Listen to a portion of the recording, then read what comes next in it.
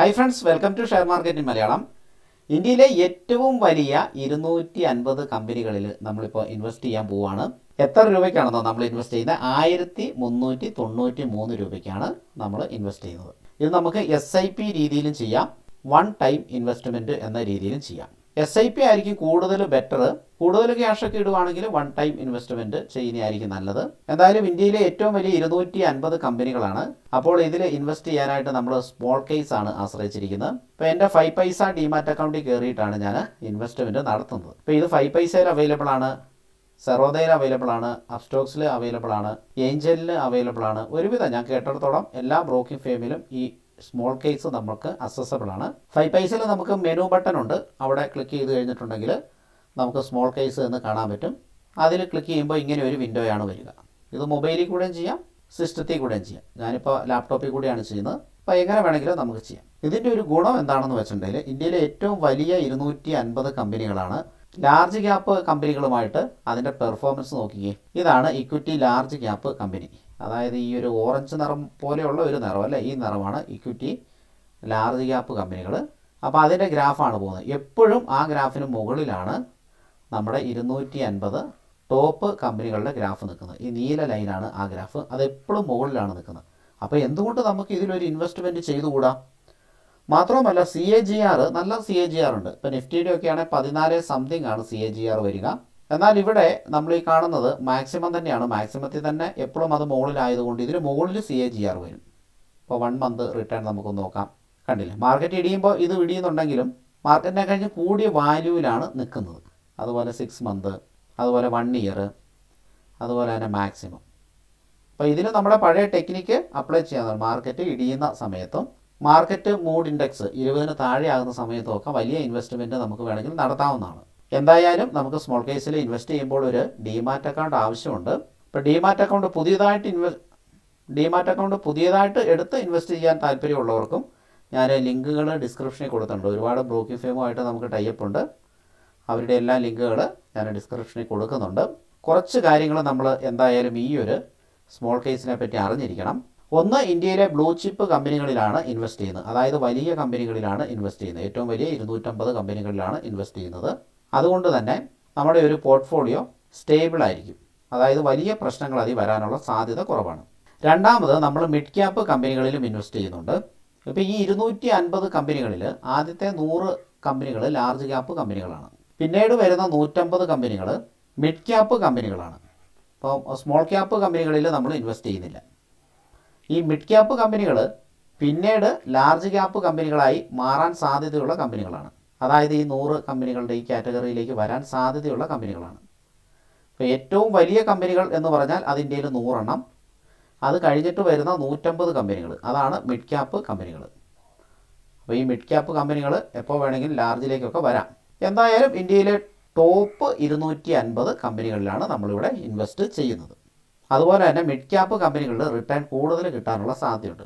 Market നോക്കുന്നവർക്കറിയാം, Reliance ഇന്ത്യയിലെ ഏറ്റവും വലിയ കമ്പനിയാണ്. മുകളിലേക്ക് പോയിക്കൊണ്ടിരിക്കുന്ന ചാർട്ടാണ്. പക്ഷേ അത് പോകുന്നതാ ഇങ്ങനെയാണ് എങ്കിൽ മിഡ് ക്യാപ്പ് കമ്പനികൾ പോകുന്നതാ ഇങ്ങനെയായിരിക്കും. ഇതിൻ്റെ സ്ലോപ്പ് വ്യത്യാസം കണ്ടോ, കുറച്ചും കൂടെ കൂടുതൽ റിട്ടേൺ നമുക്ക് ഇവിടെ കിട്ടുന്നുണ്ട്.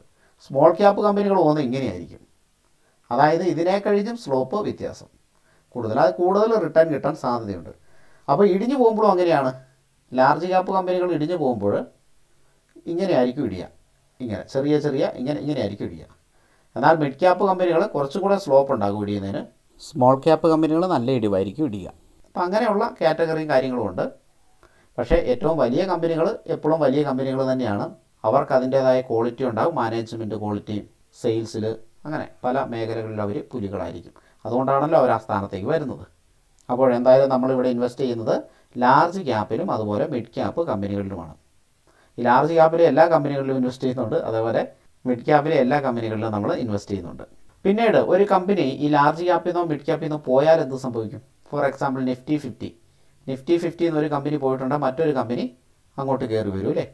അത്ര എവിടെയും സംഭവിക്കുന്നുള്ളൂ. അപ്പോൾ നമ്മൾ 250 കമ്പനികളിലും ഇൻവെസ്റ്റ് ചെയ്യുന്നുണ്ടെങ്കിലും ഇതിലിപ്പോൾ ഒരു കമ്പനിയുടെ പെർഫോമൻസ് മോശമാണ്. അപ്പോൾ ആ കമ്പനി നമ്മുടെ നിഫ്റ്റിയിലെ 250 കമ്പനികളുടെ ആ സെക്ടറിൽ നിന്ന് ഔട്ടായി. ഒന്ന് ഔട്ടായി കഴിഞ്ഞാൽ പിന്നെ 249 കമ്പനികളുള്ളൂ.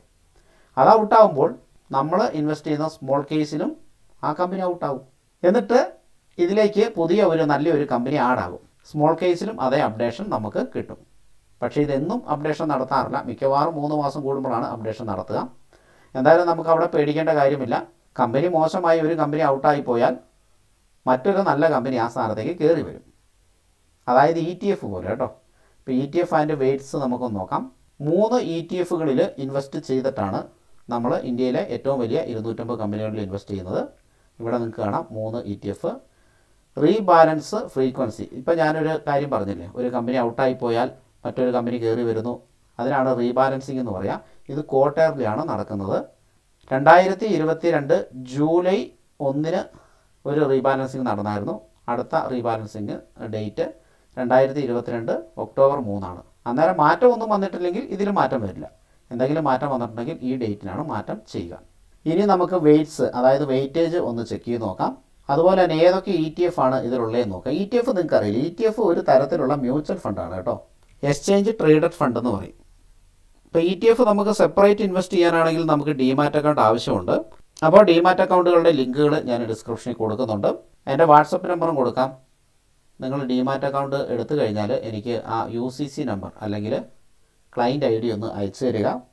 നമ്മുടെ സ്റ്റോക്ക് റെക്കമെൻഡേഷൻസ് ഒക്കെ ഉണ്ട് കേട്ടോ. അപ്പോൾ ആ ഒരു ടെലിഗ്രാം ഗ്രൂപ്പിലേക്ക് നിങ്ങളെ ഞാൻ ആഡ് ചെയ്യും. ഒരുപാട് ആൾക്കാർ വരാതിരിക്കാനായിട്ട് നമ്മുടെ ഡിമാറ്റ് അക്കൗണ്ട് എടുക്കുന്നവർക്ക് മാത്രമേ ആ ഫെസിലിറ്റി ഉള്ളൂ. വളരെ നല്ല രീതിയിൽ പോയിക്കൊണ്ടിരിക്കുന്ന ഗ്രൂപ്പാണ്. അപ്പോൾ നമ്മുടെ പബ്ലിക്കിനത് അങ്ങനെ അക്സസ് കൊടുത്തിട്ടില്ല. ഇനിയിപ്പോൾ ലാർജ് ക്യാപ്പ് ഇക്വിറ്റി എത്ര ശതമാനമാണ്? 74.72% ലാർജ് ക്യാപ്പ് ഇക്വിറ്റി വരുന്നത്. അതുപോലെ മിഡ് ക്യാപ്പ് ഇക്വിറ്റി വരുന്നത് 25.28%. അപ്പോൾ വലിയ കമ്പനികളിൽ നല്ല ഒരു പാർട്ടിസിപ്പേഷൻ ഉണ്ട്. 4ൽ 3 വലിയ കമ്പനികളിൽ തന്നെയാണ് ഇൻവെസ്റ്റ് ചെയ്തിരിക്കുന്നത്. 4ൽ 1 മാത്രമേ ഉള്ളൂ ചെറിയ കമ്പനികളിൽ. ചെറുതെന്ന് പറയാൻ പറ്റില്ല, മിഡ് ക്യാപ്പ് കമ്പനികളാണ്. ഇതിൻ്റെ താഴെ സ്മോൾ ക്യാപ്പ് കാറ്റഗറി വരുന്നുണ്ട്. അത് ഇഷ്ടമായി കമ്പനി, ആയിരക്കണക്കിന് കമ്പനികളുണ്ട് സ്മോൾ ക്യാപ്പ്. എന്നാൽ മിഡ് ക്യാപ്പ് അത്രയും ഇല്ല. മിഡ് ക്യാപ്പ് ഇവിടെ 150 കമ്പനികൾ മാത്രമേ മിഡ് ക്യാപ്പ് ഉള്ളൂ. 100 കമ്പനികളാണ് ലാർജ് ക്യാപ്പിൽ വരിക. ഇനി അത് എങ്ങനെയാണ് ഇൻവെസ്റ്റ് ചെയ്യുന്നതെന്ന് നോക്കാം. നിപ്പോൺ ഇന്ത്യ ജൂനിയർ ETF അതിന് 36.05% ഇൻവെസ്റ്റ്മെൻ്റ് ഉണ്ട്. നിപ്പോൺ ഇന്ത്യ നിഫ്റ്റി 50 ETF ഇതിന് 38.66% ഉണ്ട്. നിഫ്റ്റി 50 എന്ന് പറഞ്ഞിട്ടുണ്ടെങ്കിൽ നമ്മുടെ സെൻസെക്സ് നിഫ്റ്റി എന്ന് പറയുന്ന ഇന്ത്യയിലെ ഏറ്റവും വലിയ 50 കമ്പനികളാണ്.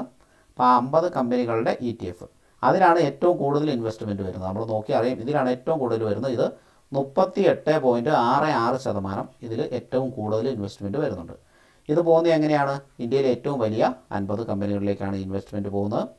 അടുത്തത് ജൂനിയർ ബീസ് എന്ന് പറഞ്ഞാൽ ആദ്യത്തെ ഏറ്റവും വലിയ 50 കമ്പനികൾ കഴിഞ്ഞ് 51 മുതൽ 100 വരെയുള്ള കമ്പനികൾ. ആ കമ്പനികൾ മോശമല്ല, എന്നാൽ ആദ്യത്തെ 50 കമ്പനികളെ കഴിഞ്ഞ് കുറച്ച് താഴെയായിരിക്കും മാർക്കറ്റ് ക്യാപിറ്റലൈസേഷൻ ഉണ്ടാവുക.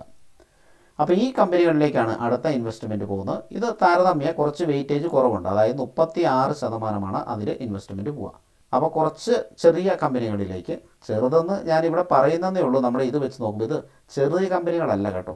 കാരണം മിക്ക ലാർജ് ക്യാപ്പ് കമ്പനികളുടെ അല്ലെങ്കിൽ ഇന്ത്യയിലെ ടോപ്പ് കമ്പനികളുടെയൊക്കെ മാർക്കറ്റ് ക്യാപിറ്റലൈസേഷൻ എന്ന് പറഞ്ഞാൽ ലക്ഷം കോടിയാണ്. 10 ലക്ഷം കോടി, 12 ലക്ഷം കോടി ആണ് മാർക്കറ്റ് ക്യാപിറ്റലൈസേഷൻ വരിക. ഏറ്റവും വലിയ കമ്പനി റിലയൻസ് ആണല്ലോ. അപ്പോൾ അതിൻ്റെയൊക്കെ മാർക്കറ്റ് ക്യാപിറ്റലൈസേഷൻ എൻ്റെ ഓർമ്മ ശരിയാണെങ്കിൽ 10 ലക്ഷത്തിന് മുകളിലാണ്, 10-12 ലക്ഷം കോടിയാണ് മാർക്കറ്റ് ക്യാപിറ്റലൈസേഷൻ. അപ്പോൾ അങ്ങനെ വലിയ കമ്പനികളാണ്. അപ്പോൾ ഇവിടെ ഈ 51 മുതൽ 100 എന്ന് പറയുന്നതും ചെറിയ കമ്പനികളൊന്നുമല്ല. താരതമ്യം ഇതിൽ നോക്കുമ്പോൾ ചെറുത് എന്ന് നമുക്ക് പറയാൻ പറ്റും. അപ്പം ജൂനിയർ ബീസിൽ എത്രയാണ് വരുന്നത്? 36%. അതിനാണ് ജൂനിയർ ബീസ് എന്ന് പറയുക. അടുത്ത നിഫ്റ്റി 50 വരാൻ സാധ്യത കൂടുതലുള്ള കമ്പനികളാണ് കേട്ടോ ഈ കമ്പനികൾ ജൂനിയർ ബീസിൽ വരുന്നത്, അല്ലെങ്കിൽ നിഫ്റ്റി നെക്സ്റ്റ് 50 എന്നൊക്കെ പറയുന്നത്. ഇനി അടുത്ത മിഡ് ക്യാപ്പിലാണ് നമ്മുടെ ഇൻവെസ്റ്റ്മെൻറ്റ് വരുന്നത്. അത് 25.27%. അത് നിപ്പോൺ ഇന്ത്യയുടെ മിഡ് ക്യാപ്പ് 150 ETF. അപ്പോൾ ഇവിടെ ജൂനിയർ ബീസിൽ 50 കമ്പനികൾ വരുന്നുണ്ട്, നിഫ്റ്റി 50 50 കമ്പനികൾ വരുന്നുണ്ട്, മിഡ് ക്യാപ്പിൽ 150 കമ്പനികൾ വരുന്നുണ്ട്. അങ്ങനെ ടോട്ടൽ 250 കമ്പനികളിലാണ് നമ്മൾ ഇൻവെസ്റ്റ് ചെയ്യുന്നത്. പക്ഷേ മിഡ് ക്യാപ്പിൽ എത്രയാണ് വരുന്നത്? ഈ 150 ഇതിൽ പേഴ്സൻറ്റേജ് കുറവായിരിക്കും. ഏകദേശം ഒരു 25.27-28% ഇതിൽ വരിക. അപ്പോൾ ആ അലോക്കേഷൻ നമുക്ക് ഗ്രാഫ് രീതിയിൽ കൊടുത്തിട്ടുണ്ട്. ഇവിടെ നമുക്കൊന്ന് ക്ലിക്ക് ചെയ്യുമ്പോൾ ലാർജ് ക്യാപ്പ് 74.72% കാണുന്നു. ലാർജ് ക്യാപ്പ് എന്നുകൊണ്ട് ഉദ്ദേശിക്കുന്നത് ഇന്ത്യയിലെ ഏറ്റവും വലിയ 100 കമ്പനികളാണ്, ആദ്യത്തെ 100 കമ്പനികൾ. അപ്പോൾ ഇവിടെ 100 കമ്പനികൾ വരുന്നുണ്ട്. ഇതാണ് ലാർജ് ക്യാപ്പ് എന്നുകൊണ്ട് ഉദ്ദേശിക്കുന്നത്. ഇതിലാണ് നമ്മുടെ ഏകദേശം 75% ഇൻവെസ്റ്റ്മെൻറ്റ് പോകുന്നത്. സംതിങ് കുറവുണ്ട് ഇവിടെ, എന്നാലും ഓൾമോസ്റ്റ് നമുക്ക് കണക്കിന് എളുപ്പത്തിന് വേണ്ടി അതൊരു 75% കൂട്ടാം, ബാക്കിയുള്ള 25% കൂട്ടാം. അടുത്തത് നമ്മൾ കാണുന്ന മിഡ് ക്യാപ്പാണ്. മിഡ് ക്യാപ്പിൽ 25%, 25.28 അപ്പോൾ 25% മിഡ് ക്യാപ്പിലേക്കും കൂടെ പോകുന്നുണ്ട്. അപ്പോൾ ഇത് ഏറ്റവും വലിയ ലാർജ് ക്യാപ്പ്, അതായത് 100 കമ്പനികൾ.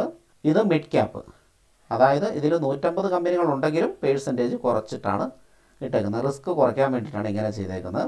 അപ്പോൾ ലൈവ് ഇൻവെസ്റ്റ്മെൻറ്റ് ഇന്ന് ചെയ്യാൻ പറ്റുമോ എന്ന് എനിക്ക് ഡൗട്ടുണ്ട്. ഇന്ന് മാർക്കറ്റ് ക്ലോസ് ആണ്. ഞാൻ കുറച്ച് കാര്യങ്ങളൊക്കെ ഇങ്ങനെ ചെക്ക് ചെയ്ത് വന്നപ്പോഴാണ് എനിക്ക് ഈ ഒരു ETF അല്ലെങ്കിൽ ഈ ഒരു സ്മോൾ കേസ് വളരെയധികം ഇഷ്ടപ്പെട്ടത്. അങ്ങനെയാണ് നമ്മൾ ഇതിൻ്റെ വീഡിയോ ചെയ്യുന്നത്. ഇൻവെസ്റ്റ് നൗ എന്ന ഭാഗത്ത് ക്ലിക്ക് ചെയ്തിട്ട് നമുക്ക് വേണമെങ്കിൽ ഇൻവെസ്റ്റ്മെൻറ്റ് നടത്താം. എനിക്ക് തോന്നുന്നു ഇന്ന് ചെയ്യുമ്പോൾ അത് ഫെയിലിയർ ആകാൻ സാധ്യതയുണ്ട്, അവധി ആയതുകൊണ്ട്. എന്തായാലും ഞാനൊന്ന് ക്ലിക്ക് ചെയ്തു. കൺഫൈം എമൗണ്ട് നമുക്കൊരു വൺ ടൈം ഇൻവെസ്റ്റ്മെൻറ്റ് നടത്തി കളയാം. SIP ചെയ്യാം കേട്ടോ. SIP ചെയ്യുന്നവർക്ക് മന്ത്ലി SIP ഇവിടെ ചെയ്യാം. ഇപ്പോൾ അതിലാണ് കിടക്കുന്നത്. 1393 രൂപയുള്ളൂ. ഇനി അത് കൂട്ടണമെങ്കിൽ ഈ ഭാഗങ്ങളിൽ ക്ലിക്ക് ചെയ്താൽ മതി. 1000 രൂപയും കൂടെ കൂട്ടണമെങ്കിൽ ഇത് ചെയ്യാം. 5000 കൂട്ടണം ഇത് ചെയ്യാം, 10000 കൂട്ടണം ഇത് ചെയ്യാം. അപ്പോൾ വൺ ടൈം ഇൻവെസ്റ്റ്മെൻറ്റ് നമുക്കിത് നടത്താം. വൺ ടൈം എന്ന് പറയുന്ന ഭാഗത്ത് ക്ലിക്ക് ചെയ്തു. ഞാനൊരു 10000 രൂപയും കൂടെ കൂട്ടുകയാണ്. അപ്പോൾ ഒരു 11,392 ഇൻവെസ്റ്റ് ചെയ്യാനായിട്ട് പോകുന്നു. കൺഫൈം എമൗണ്ട് കൊടുക്കാം. നമുക്കിന്ന് മാർക്കറ്റ് അവധി ആയതുകൊണ്ട് നമുക്ക് നടക്കുമെന്നറിയില്ല. എന്തോ ഒരു എറർ മെസ്സേജ് വന്നിട്ടുണ്ട്. കണ്ടിന്യൂ വിത്ത് 5 പൈസ എന്ന് കാണിക്കുന്നുണ്ട്. നമുക്കതിലൊന്ന് ക്ലിക്ക് ചെയ്ത് നോക്കാം. ഇനിയും എററാകാനുള്ള സാധ്യത ഉണ്ടാകും. വൺ ടൈം ഇൻവെസ്റ്റ്മെൻറ്റ് ഒരു 10000 കൂടെ കൊടുത്തു. അത് കൊടുക്കണമെന്നില്ല, അല്ലെങ്കിൽ 1000 സംതിങ് നമുക്ക് ഇൻവെസ്റ്റ് ചെയ്യാം. ഞാൻ കുറച്ച് 10000 കൂടെ കൊടുത്തിട്ടുണ്ട്. കൺഫൈം എമൗണ്ട് ഇവിടെ എന്തോ ചേഞ്ച് എമൗണ്ട് കാണിച്ചിട്ടുണ്ട്, റിവ്യൂ ഓർഡേഴ്സ് കാണിച്ചിട്ടുണ്ട്. ചിലപ്പോൾ ഇൻവെസ്റ്റ് ചെയ്യാൻ പറ്റിയേക്കും. നമ്മൾ എവിടെയൊക്കെയാണ് ഇൻവെസ്റ്റ് ചെയ്യുന്നത് ഇവിടെ വരുന്നുണ്ട്. ക്വാണ്ടിറ്റി ഇവിടെ വരുന്നുണ്ട്. നിഫ്റ്റി ബീസിൽ 23 ക്വാണ്ടിറ്റിയും ജൂനിയർ ബീസിൽ 9 ക്വാണ്ടിറ്റിയും മിഡ് ക്യാപ്പ് 150 ബീസിൽ 24 ക്വാണ്ടിറ്റിയുമാണ് നമ്മൾ ഇൻവെസ്റ്റ് ചെയ്യുന്നത്. അപ്പോൾ അതിൻ്റെ വെയ്റ്റ്സ് കാര്യങ്ങൾ ഇങ്ങനെയാണ് വരിക. അതായത് നമ്മൾ നേരത്തെ കണ്ട വെയിറ്റേജാണ് ഇവിടെ വരിക. 11,411.51 നമ്മൾ ഇൻവെസ്റ്റ് ചെയ്യുന്നത്. അപ്പോൾ ഞാൻ എന്തായാലും അവധിയാണെങ്കിലും നടക്കുമോ ഇല്ലയോ എന്നറിയില്ല, നമുക്ക് നോക്കാം. ഇത്രയും ആയിട്ടുണ്ട്. ഇൻവെസ്റ്റ് നൗ കൊടുത്തു.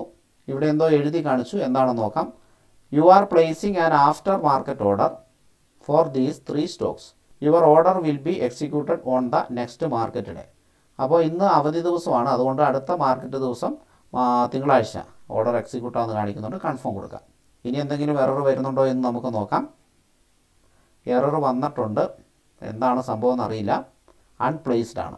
അപ്പോൾ ഇവരുമായിട്ട് ചാറ്റ് ചെയ്യാനായിട്ട് പറ്റും. ഇന്ന് അവധി ദിവസം ആയതുകൊണ്ടാണോ എന്ന് എനിക്കൊരു സംശയമുണ്ട്.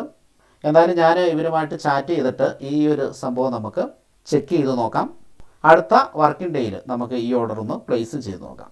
അപ്പോൾ ഈ മ്യൂച്വൽ ഫണ്ടും കാര്യങ്ങളൊക്കെ ഇൻവെസ്റ്റ് ചെയ്യുന്നവർക്ക് വളരെ നല്ലതാണ്. ഒരു 250 കമ്പനികളിൽ, ഏറ്റവും വലിയ 250 കമ്പനികളിൽ ഇൻവെസ്റ്റ് ചെയ്യുക എന്നുള്ളത്. ഒരു കമ്പനിക്ക് പ്രോബ്ലം പറ്റിയാൽ പോലും ആ കമ്പനി ഈ പോർട്ട്ഫോളിയോയിൽ നിന്ന് മാറുന്നുണ്ട്, പകരം മറ്റ് കമ്പനി വരുന്നുണ്ട്. Thank you for watching friends. മറ്റൊരു അറിവുമായിട്ട് മറ്റൊരു വീഡിയോയിൽ വീണ്ടും വരാം. ഞാൻ സ്മോൾ കേസുകാരുമായിട്ട് ചാറ്റ് ചെയ്തു. അപ്പോൾ പറഞ്ഞിരിക്കുന്നത് ആഫ്റ്റർ അവേഴ്സ് ഓർഡർ, ആ വിൻഡോ ക്ലോസ് ആയിരിക്കുകയാണ്, അതുകൊണ്ട് ഇപ്പോഴും നമുക്ക് ഓർഡർ പ്ലേസ് ചെയ്യാനായിട്ട് പറ്റില്ല. അതാണ് എറർ വന്നത്. അടുത്ത വർക്കിംഗ് ഡേയിൽ നമുക്ക് ഓർഡർ പ്ലേസ് ചെയ്യാം എന്നാണ് അവർ പറഞ്ഞിരിക്കുന്നത്. ഓക്കെ, അപ്പോൾ ഇനി തിങ്കളാഴ്ചയെ പറ്റുള്ളൂ. അപ്പോൾ നിങ്ങൾ ശ്രദ്ധിക്കുക, വർക്കിംഗ് ടൈമിൽ മാർക്കറ്റ് ഉള്ളപ്പോൾ ഓർഡർ പ്ലേസ് ചെയ്യാനായിട്ട് ശ്രദ്ധിക്കുക.